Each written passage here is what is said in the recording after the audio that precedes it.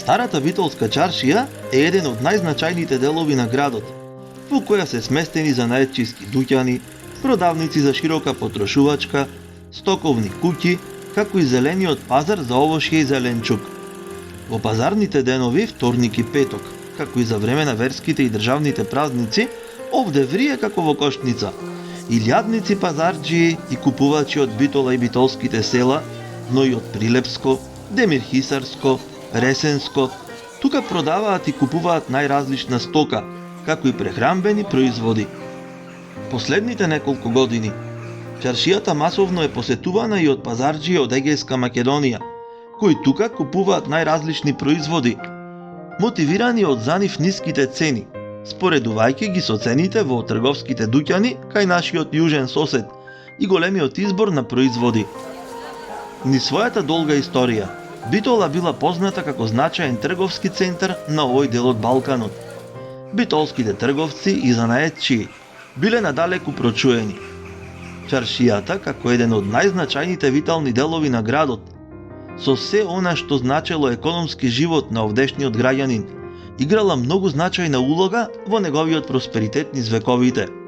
Таа била не само составен дел на секојдневното живеење на не само овдешните жители, туку преку неа обстојувал еден многу поширок регион и поголема структура на луѓе, трговци, занаетчии, земјоделци, анџии, пренесувачи на стока и други. Старата чаршија е еден од најзначајните белези на Битола и како културно-историски споменик. Не представувала само место за трговија, туку овде се чувствувал здивот на времето, политиката и културата. Во оваа чаршија, која во 17-тиот век имала над 900 дуќани, за половината на 19-тиот век да пораснат на неколку илјади, се тргувало со се и се што, се разбира, на чесен збор и доверба. Или, како што се прикажувало по балканските анови, дека тука во битолската чаршија нема што нема. Во врска со чаршискиот живот и воопшто чаршиската клиентела, сите тие луѓе имале своји навики и барања, ситни човечки слабости и желби, да се доживее, купи или понесе нешто од најградскиот град во овој дел од империјата. Во оваа чаршија, долг временски период се одржувале 41 вид занаети.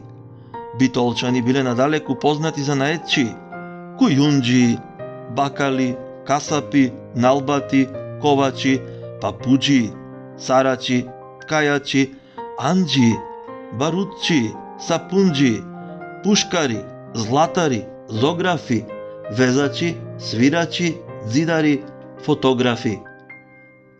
Битолската чаршија во своето 6 вековно постоење повеќе пати била подложена на земјотреси, пожари, плячкосувања, поплави, епидемии, но секогаш како феникс повторно се издигала поубава, пораскошна, побогата. Што се однесува за чаршијата како урбан и архитектонски комплекс, со својата автохтоност и оригинални решенија, со своите неодолливи надворешни влијанија и спецификите на ориенталниот урбанизам и градителство, таа останува неповторлив пример на битолското културно наследство.